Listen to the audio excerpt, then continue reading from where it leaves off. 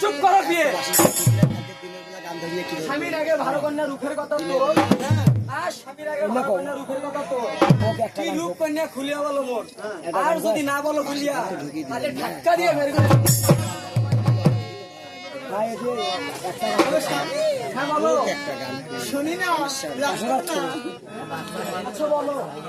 ওরে হলো রঙ্গ যে স্বামী মোর ওরে লাল রঙের শাড়ি ওরে বাপো মায়ে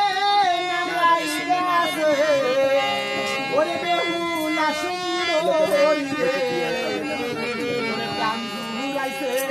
তোমায়